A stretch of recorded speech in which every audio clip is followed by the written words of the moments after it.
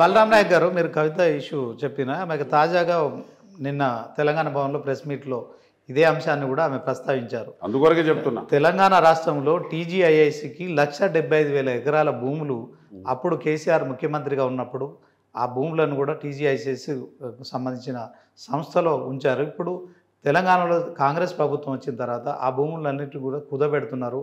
మరి ఎస్సీయూలో కూడా మీరు 400 ఎకరాల భూములు కుదబెట్టి 10,000 కోట్ల రూపాయలు కూడా అప్పులు తీసుకొచ్చారు. సో దీంట్లో మరి ఆమె క్లియర్గా చెప్తున్నారు, ఇప్పటికే 1,75,000 కోట్ల రూపాయలు మీరు అప్పు చేశారు. సో దీంట్లో 75,000 కోట్లు అప్పులకు వడ్డీలు కట్టారు. 1,00,000 కోట్లు ఖచ్చితంగా మీరు ఏమయ్యాయని చెప్పి తెలంగాణ సీఎంను అలాగే కాంగ్రెస్ ప్రభుత్వాన్ని ప్రశ్నిస్తున్నారు. ఏం చెప్తారు? ఆమె చెప్పేదంతా కూడా ఒక అబద్ధం. మేము క్లారిటీగా చెప్తాం, గౌరవంగా చెప్తాం, పద్ధతిగా చెప్తాం. రన్ని కూర్చొని మాట్లాడమని చెప్పండి. మీ చీటాలన్నీ బయటికి తీస్తాం. మీ కాళేశ్వరంలో ఏం చేశారు, మిషన్ భగీరథలో ఏం చేశారు, మిషన్ భగీరథలో ఏ పైపులు పలిగిపోతున్నాయి, మీరు ఎన్ని డబ్బులు, ఎన్ని లక్షల కోట్ల 10,000 లక్షల కోట్ల రూపాయల కన్నా ఎక్కువ ఇంచుమించు, నాకు కరెక్ట్ సంఖ్య తెలియకపోయినా నేను మాట్లాడుతున్నా. మీరు ఈ అప్పుల పాలు చేసిన దానికి మేము బిల్స్ కడుతున్నాం.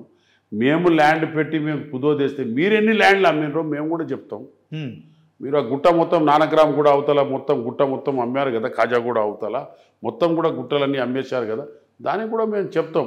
అది యూనివర్సిటీ ల్యాండ్, యూనివర్సిటీ ల్యాండ్ కానీ అంటారు, గవర్నమెంట్ ల్యాండ్, మా ల్యాండ్ అది. గవర్నమెంట్ అంటే మన చట్టం ల్యాండ్ అది. దానికి ఆ రోజుల్లో డెవలప్మెంట్ కని ఇచ్చారు. వాడు డెవలప్మెంట్ చేయకపోయేసరికి, అదే అసలు డెవలప్మెంట్ కని ఇచ్చారు ఒకతను, అది చేయకపోయేసరికి వీళ్ళు కలిసి మనం చేసుకుందామని చెప్పి పెట్టారు. కేసీఆర్ గారు, కేటీఆర్ గారు పెట్టారు. అది బయటికి పడ్డా తర్వాత కోర్టులో మేము గెలిచిన తర్వాత మేము కబ్జాకు పోయినాం.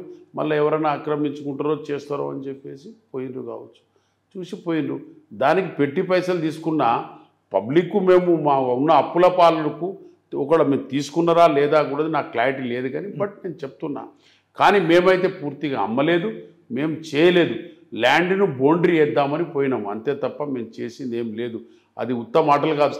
ఆమె ఏమేం తిన్నది, వాళ్ళ అన్న ఏమేం చేసిండు, వాళ్ళ డాడీ ఏమేం చేసిండు, వాళ్ళ మామ ఏమేం చేసిండు, అన్ని లెక్క చూద్దాం, కూర్చొని మాట్లాడితే అప్పుడు తెలుస్తుంది మీకు. అంటే ప్రభుత్వం ఉన్నప్పుడు సంక్షేమ పథకాలు, హాస్టల్ పిల్లలు ఉపాసం తెచ్చారండి, కాస్మెటిక్ ఛార్జ్, మెస్ ఛార్జెస్ పెంచాం కాబట్టి ఇవాళ బాగుంది. ఇలా cosmetic mess charger ST SC పిల్లలకు ఎలాంటి ఇబ్బందులు పెట్టారు, ఎలాంటి చేశారు. మేము పోరాటం తెచ్చి తెలంగాణ తెచ్చినామండి. ఈమె కవిత ఎక్కడా, వీళ్ళ తమ్ముడు ఎక్కడా, వీళ్ళ అన్ననో తమ్ముడో, కేటీఆర్ ఎక్కడా, కేసీఆర్ ఎక్కడా? కేసీఆర్ బిల్లు పెట్టిన రోజు కూడా పార్లమెంటుకు అటెండ్ కాలే. అంటే ఇప్పుడు భావంగా తెలంగాణ ప్రజలను ఎంజాయ్ చేసిండ్రు వాళ్ళు. తెలంగాణ ప్రజల సొమ్మును ఎంజాయ్ చేసిండ్రు వాళ్ళ కుటుంబం తప్ప ఇంకేమి లేదు.